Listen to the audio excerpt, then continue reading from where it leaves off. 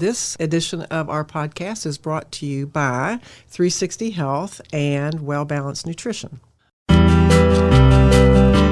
Welcome to the Health Geeks Book Club podcast. Listen in as Kristen Norton and Eleanor Russell review all those great health and wellness books you've been wanting to read or you have read and want to talk about. Here's Kristen and Eleanor.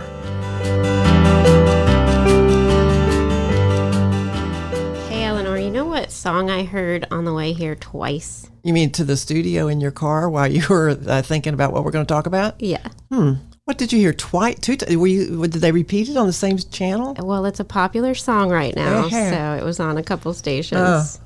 Tell me. Bad Habits by Ed Sheeran. And it just so happens that we're talking about habits today. Oh, yes, we are. And the book is called Atomic Habits by James Clear. Mm-hmm.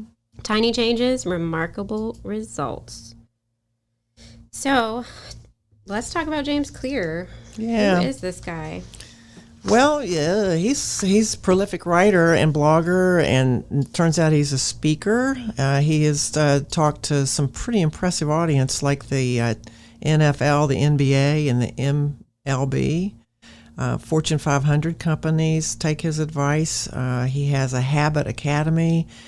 He's appeared in the New York Times, Entrepreneur, CBS This Morning. So he's another one of our pop people. His name is James Clear, and he doesn't put any credentials, any, certifications or any college association. So I kind of asked you earlier, does this guy have an education? Because, sometimes people talk about that, but that, it doesn't mean, I've said this before, if you know something, and how you get to that knowledge can happen on many different paths. Mm-hmm. And I think the one that we sometimes are biased by are those who put all those credentials and, affiliations next to. But then we've done some reading here that says you really need to question those affiliations. Do they bias the people or not? So it kind of gets interesting when we look at who's talking about what and who do we listen to. So, so James Clear is another one of our kind of renegades, perhaps. Yeah, he's a really good writer in that he takes a complicated subject and I think he simplifies it in a nice way. Very readable. Yeah. Very readable. And I will say I also listened to this on Audible, and he narrated it. And he has a very not fluid speaking style. So I kind of got the sense he's a real, these are the facts, ma'am. I got that too. Yeah. I have the book in front of me, but I also listened on Audible. Mm-hmm. And it wasn't my favorite narration. He did seem like matter of fact. Yeah. And just the way he read was interesting to me. Yeah. But I always like it when the author reads it because I feel like, okay, I'm going to respond to you. And, you ought to see my books.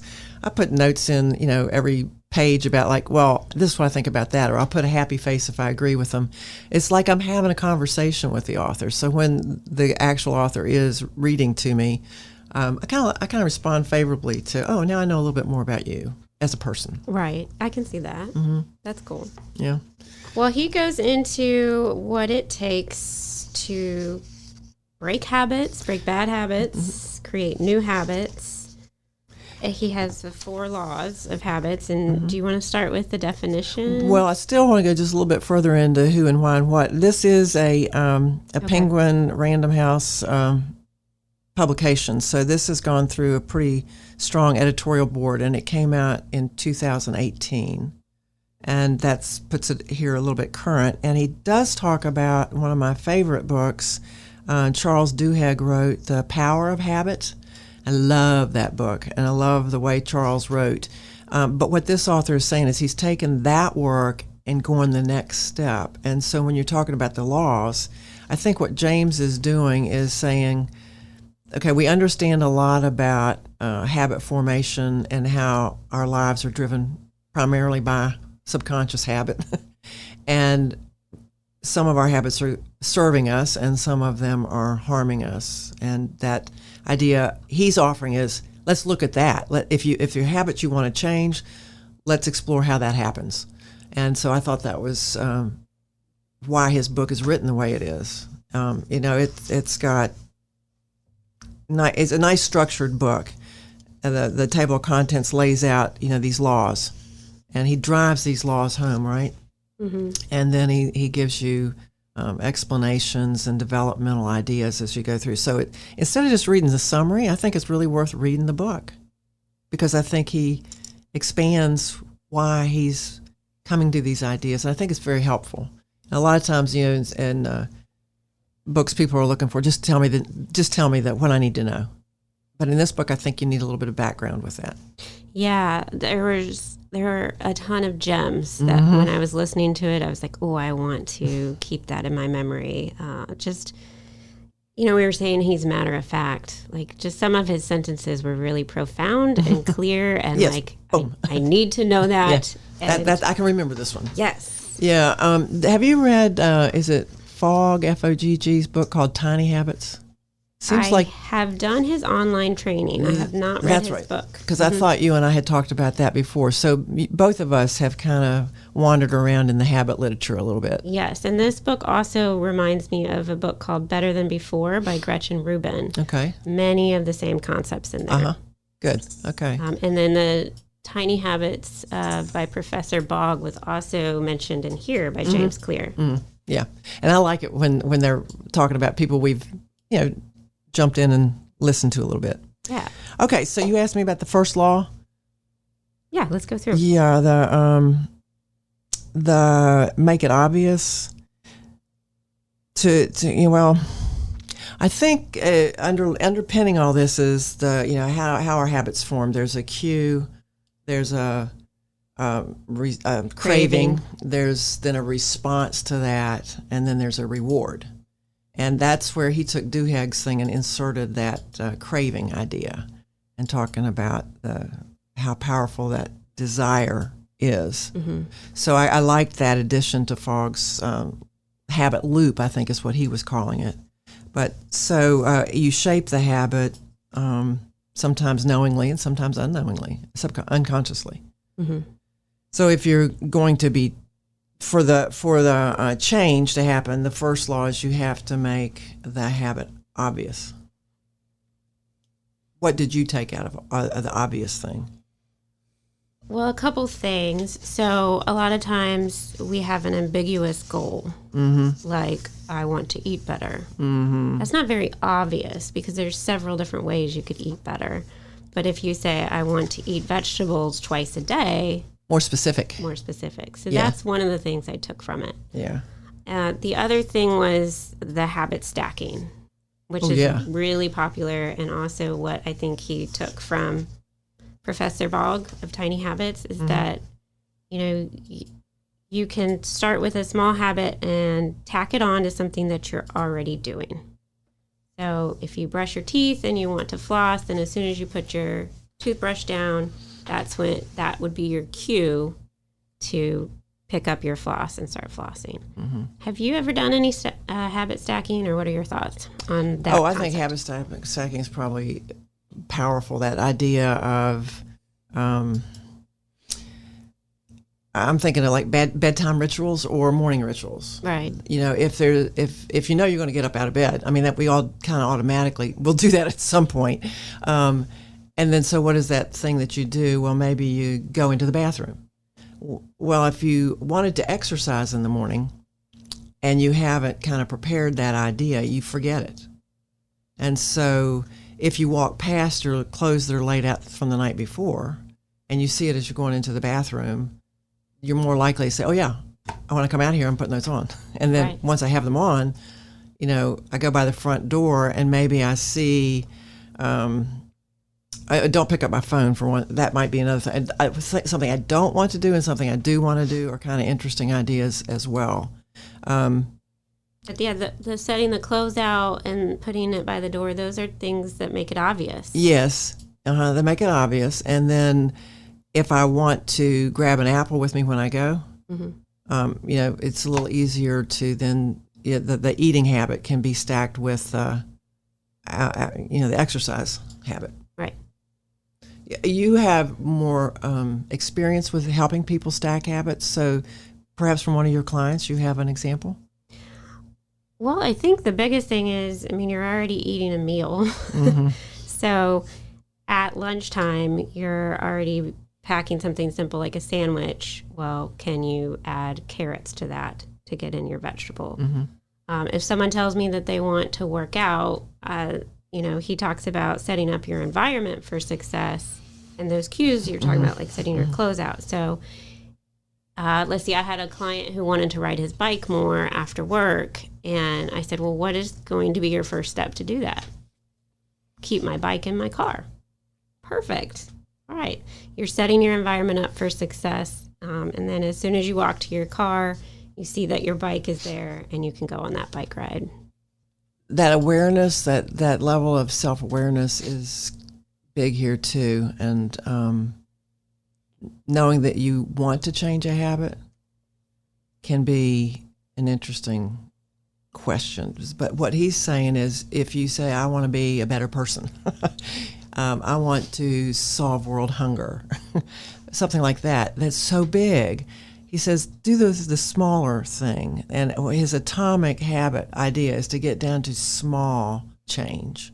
And the idea that the littlest move, 1% in the right direction, can over time be exponentially productive. Whereas if you try to do too big of a change, there's all sorts of trauma associated with failure if you don't do it. Right. Yeah. So that atomic habit, I think he gets the title for this book from think about small change. Exactly. That's kind of the theme of his book. And he starts off saying that, if we work on being 1% better at whatever we're doing every day, after a year of that, we're going to be 37 times better than we were. And it could go the other way too. If we're not actively working on something and we get 1% worse, it can make a big impact over a year. Yeah. And then he also, says that these small habits and behaviors are compounding, right? They can add on to each other to make a big And that's why that impact. exponentially is, I was saying, maybe a compounded effect would be more accurate. Yeah. So, I appreciate that message, because we do sometimes think we have to dream big and go all in Right. to make a big difference, and we don't. No, and it's that idea of, even with the self-compassion books that we've read, be kind to yourself. Don't expect huge change when that's unrealistic. Whereas small change is realistic. It can happen, and you can see it happening. And you say, oh, yeah, I can do that. And then you practice, and that practice reinforces what you're doing. So this author gives us some constructive ideas about language for ourselves. Like if we want to do the habit stacking thing, we can say, after my current habit, like after I brush my teeth, okay, I will put on my workout clothes. And make these affirmations and statements. And by saying them out loud, that helps to reinforce them as well.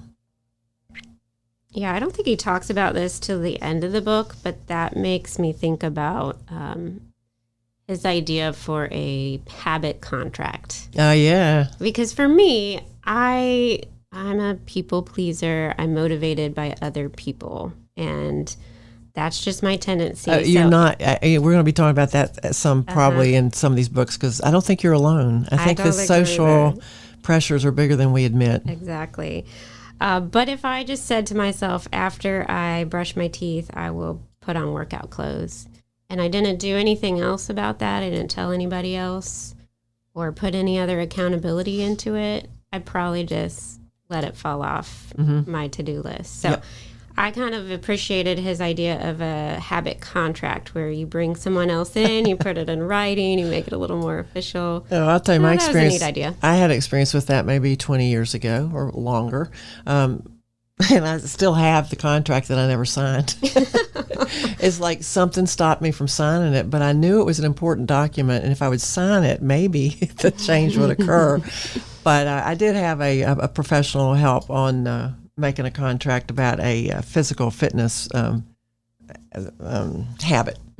And I chose not to sign the contract. Oh, funny. Which is more to explore then. If you hesitate, why did you really want to change it? Is this a habit you even want to deal with? And obviously, for me at that time, No. You weren't ready for it. No, Yeah. that was not the priority for me. Yeah. Even though my intellect thought, this probably is the priority, the rest of my brain was saying, no, it's not. Yeah. You have all these other things that you got to be doing. And James Clear really talks about or encourages us to, if we're not successful with a habit, maybe it's the wrong habit for us. Mm-hmm. And really encourages you to pick the right habit based on your personality, your set of traits, what you're good at and what you're not. Yeah. I appreciated that. Yeah, and it has some really nice tools that you can. He has a habit tracker. He's got the first thing is this list of things that potential habits you want to change. It's kind of like a brain dump exercise, I think. But he does have you start and pick one and move through it and try this out and apply these 4 laws, whether you're building a good habit or breaking a bad habit. Mm-hmm. And that, I love the fact that he compares and contrasts those 2 ideas. I do too. As he goes through here, because a lot of times, you just think, I just got to make good habits, and you forget the ones that are getting in the way of you making the good habits. Mm-hmm. Well, so the first law, because there are only 4 laws in this book, and maybe it'd be good for us to let our listeners know what they are. So the first one was make it obvious, and that's what we've just been talking about. Right. And then the second one was make it attractive. So something you want to do, right? So there's a movement toward, if you're creating a good habit, make it attractive. This was a concept that I first learned about in Better Than Before. He calls it temptation bundling, and Gretchen Rubin called it just pairing. And I use this with my clients all the time, especially for cooking, if they dread cooking or even working out, to pair it with something that they do love and is more exciting. So listening to our podcast while you chop your vegetables, or, only saving your favorite show that you love to watch for when you're walking on the treadmill or you're on the elliptical, right? That pairing really encourages you. I can't wait to see that show, so I'll get on the bike to do it. Exactly. Yeah. And I don't mind doing it all of a sudden. Right. Yeah. I like that. Should we compare and contrast these? I just thought, since I brought up the bad habit thing, if you want to break a habit, you want to make it unattractive. Exactly. You make it invisible. Instead of obvious, make it invisible. And if you want to break a bad habit, instead of making it attractive, you want to make it unattractive. So, you kind of reframe your mindset. So, for instance, putting your phone away when you don't want to be on it. It's not attractive because it's not right there. Right. And convenient for you. Right. You would have to get up and go get it out of storage. And it's not obvious. I mean, you'll see it. You forget about it. Yeah. And then he talks about quitting smoking a little bit in here, and about a book who, all the pages, all the chapters were about how you really don't want to smoke and you don't think it's a good idea, and why, just convincing you that it's unattractive to want to smoke. And by the end of it, your mindset is different. So that's another way of breaking the bad habit, is by making it unattractive. Do you have any other thoughts that? Well, according to this author, I think we'll leave that there. I think there's some other authors that we're going to be talking about that bring that idea up too and have a different viewpoint. But but on this attractive part, he says, create a motivation ritual. Yes. This was brand new to me. Do something you enjoy immediately before doing a difficult habit. That's interesting, right? So if you're going to do something, instead of pairing it, just do it ahead of time. So if you're going to fold laundry, which I find extremely boring. Yes, and can be avoided instead of dealt with. Yeah, then I can do something really fun beforehand to pump myself up for it. Yes, I think that is something maybe I might try, because I don't think I've paid attention to that. Kind of a neat idea, though. Yeah. Because it seems like, the reward cycle says do the awful thing and then get the reward. And this kind of flips that on its ear and says, do something you like. Then you're going to be more resilient probably coming into the thing. And you're not going to feel like, well, I didn't have any fun, and I'm never going to have any fun because I'm folding laundry, washing dishes, picking up the house. It maybe changes your whole mindset to say, this is like a 20-minute job. It's not going to be that bad. Right. Yeah. So I think I might try that going forward and see what I think. So that's the first 2 laws, right? Yep. Third law is make it easy. Reduce the friction if you're building a new habit. Decrease the number of steps between you and the good habit.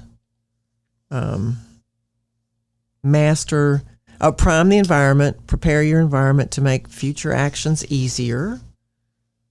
And we've talked a little bit about that. If you have the bike with you, it's easier. Right. If you could automate it. If you can put stuff out so that it's one less step for you to take. Yeah. I think a lot of us in the morning rush, I have experienced at times, maybe even today, rushing out, and then things don't go right. And then you get frustrated because you wanted to be on time, you wanted to be prepared, but did you really set yourself up for that? Or did you set yourself up for complication, like not being early? Which in business, there's that thing, if you're not early, you're always late. So the idea of preparing and being aware and remembering why you want to do this in the first place. I think a lot of times we forget why we're even trying to change the habit when you're in that crisis of out the door and, okay, I didn't grab my lunch. That means I'm going to eat crap at lunch because I'm going to go out with somebody, spend too much money, not have the menu. It just sets up the rest of the day for failure. Right. And then you say, well, what the hell? I can't do this. I've been there. This is too hard. Well, which is back to the small. Go back small. Go small. and making it easy. You can do things for yourself to make things easier. So I've got meal planning and cooking on my mind because that's what we're talking about over at Well Balanced Nutrition. And if you set yourself up to come home and be like, okay, I'm going to make this new recipe at 5 o'clock, and you're exhausted. Didn't your business partner just do that with the turkey that was spoiled? Well, it wasn't a new recipe for her. But yeah. It was a great lettuce wrap thing, and as she was in the middle of it, the turkey starts stinking. Yeah, she realizes, I don't think this and turkey's she said the whole thing's anymore. blown. Yeah. Yeah. That's why you got to have a backup plan, and we teach you about that. But let's say this was a brand new recipe, and we're excited about it, and we get home at 5 o'clock. We've made a ton of decisions. We're a little tired. And then it's not easy because we didn't read through the recipe beforehand. We realize that there's some things we don't have on hand. But if we would have done a couple things in advance, read through the recipe, maybe chopped up a couple things in advance, and then you make it easy for yourself to assemble that and get it done, you're going to make it happen. It's going to happen, right? Right. But if Mise things en are place. difficult, Do what? Mise en place. yeah, get everything in place first. Nice. It's a French term. Yes. Oh, I love France. So what about this 2-minute rule? I think it says use the 2-minute rule. Downsize your habits until they can be done in 2 minutes or less. Now, that's a small habit. And that keeps you in that realm. So applied to the example you just gave, that 2-minute rule would have been, this is an hour project. And at the end of the day, maybe that wasn't a good timing of that. Yeah, and just break it up into chunks instead of doing it at once. I like the 2-minute, like, okay, what can I do in this 2-minute window to set myself up for an easier time later? Yes. Yeah. Mm-hmm. All right, what else? The fourth law. Make it satisfying. Use reinforcement. Give yourself an immediate reward when you complete your habit so that you like it. Feels good. You want to do it again. Make doing nothing enjoyable. When avoiding a bad habit, design a way to see the benefits. Use a habit tracker. Keep track of your habit streak and don't break the chain. That's one that I have struggled with, that idea of if you drop it once, it's okay because life happens. You have every intention of doing the bike ride, but all of a sudden you got the weather, complicated things at the time you want to do it. It won't happen because that's the only time slot you had. Well, tomorrow's a new day. Make sure you ride your bike tomorrow. But he seems to think if the chain gets broken 2 links, you're more likely not to revisit it, and you'll have to go back and start over at some point. Yeah, I think that's I don't know what I think about that. Yeah, I used to think it was great. And I talked about it a lot when I first heard of it. And, Jerry Seinfeld was writing jokes every day. He still is, I think. Yeah, and that's where this came that from. Consistency and constancy. Right. He didn't care how bad the jokes were. Right. He just wanted to become more consistent. So his goal was to put an X on the calendar that he was writing jokes every day. Right. And that, if you're consistently producing something, then you're going to have some good ones come out there and you're going to make that a habit. But in terms of wellness, I haven't found it as effective. I've talked to lots of clients about this theory, and they also thought, hey, that sounds neat. But in the end, it really wasn't the thing that was effective for them or pulled them through. So for writing or doing something that you want to do more often, that might be something to consider, like walking maybe even. Yeah, and I'm doing this 2021 miles in 2021 project. My team hit the goal. My personal, no, I'm not there yet, but I have hit the 500 mile. But I've noticed that I was much more attentive to it earlier in the year and really excited about it earlier in the year. And then the heat came and it was like effort. And so I kind of dropped back a little bit. And so now I'm kind of slugging my way through, maybe I'll do this. Yes, I want to do this. But it's not as tight as it was when I made the initial contract with myself to, walk daily.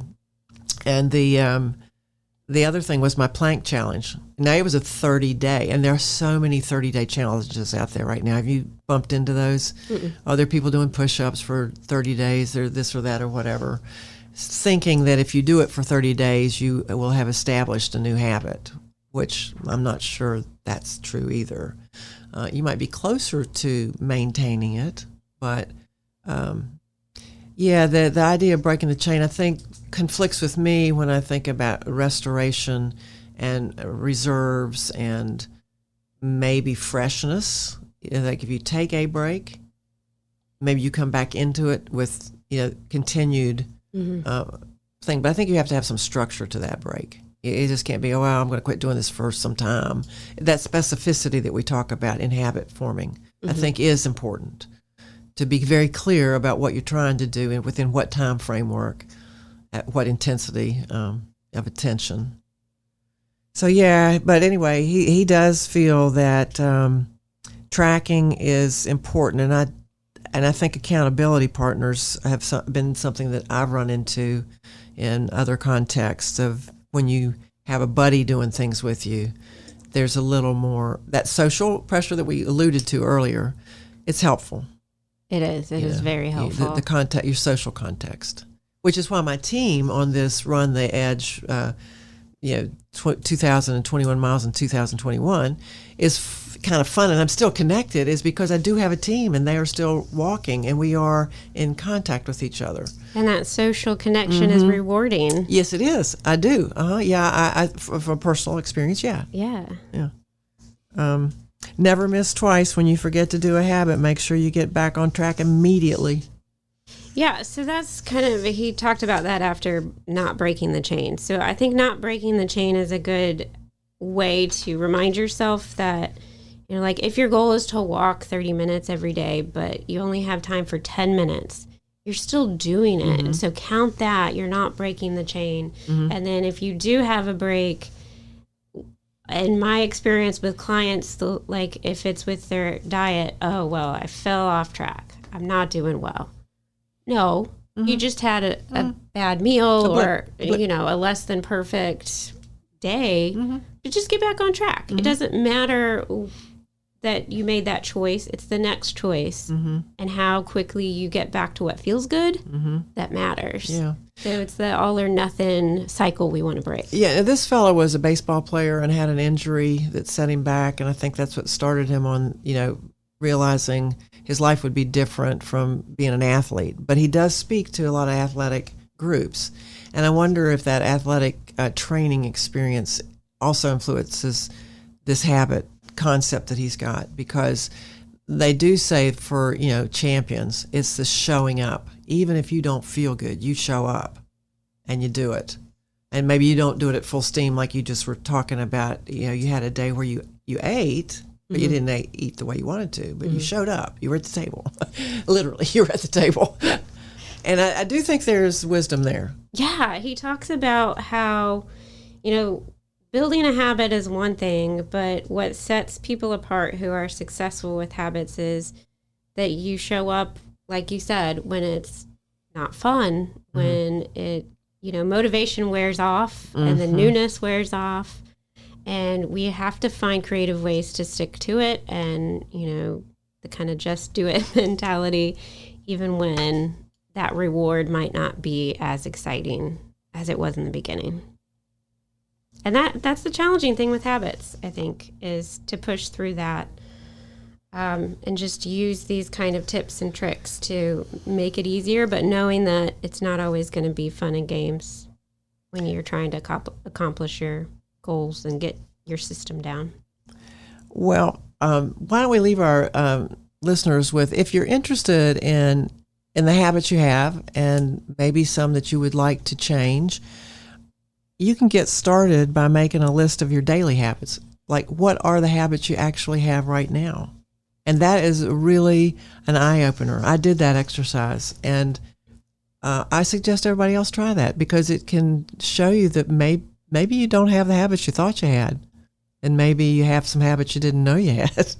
So that's a good place to start. And then I think this book is a really, I would give this book a recommendation. I think it's well worth the time I spent reading it. How about you? I do too. And I'll say that he's got some great visuals out there too. Yes. Yeah, his tools are very nice. And his website is very full of good resources. And he does a blog and maybe even a newsletter that you can get to stay connected to this, if it's something you want to address.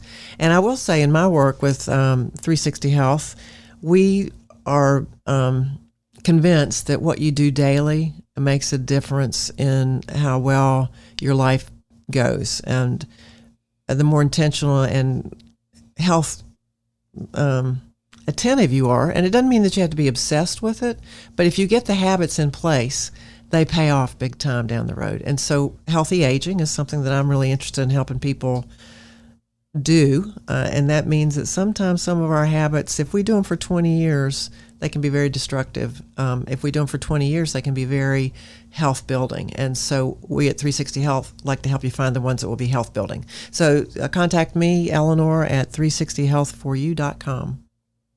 Eleanor, I loved that you called our listeners to make a list of their habits and behaviors that they do every day, because I did that activity as well. And at first it was really hard for me because I'm like, oh, my days don't look the same. I'm not like, at 10 o'clock this happens.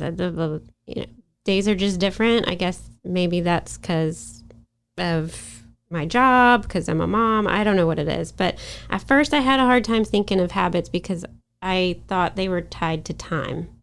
But his loop, that you have a cue, a craving, then your action and your reward, reminded me that, okay, let me just think about what my cues are, because my cues aren't time. My cues are other things. Yeah. Like I dirty clothes. If I get bored, or if I'm procrastinating, then I might pick up my phone. That would be a cue to pick up my phone in my brain. Or, if I'm about to leave the house, that's my cue to grab my water, because that's one thing that's ingrained in me. I always grab my water before, even if it makes me late. So, I just wanted to throw that in there, that maybe if your day doesn't look the same, you can think about what are your cues that lead to something automatically happening. Yeah, and I think both of us are saying self-awareness is central to this. That's the first step. Yeah, it's a first step. So, you want to tell us about your company before we say goodbye? Sure. I'm Kristen Norton with Well Balanced Nutrition. Come visit us at wellbalancednutrition.com, and we can help you with your eating habits. All right. Well, thanks for listening today. Yeah, I can't wait to see what we read next. And please let us know what habits you're working on. Please do.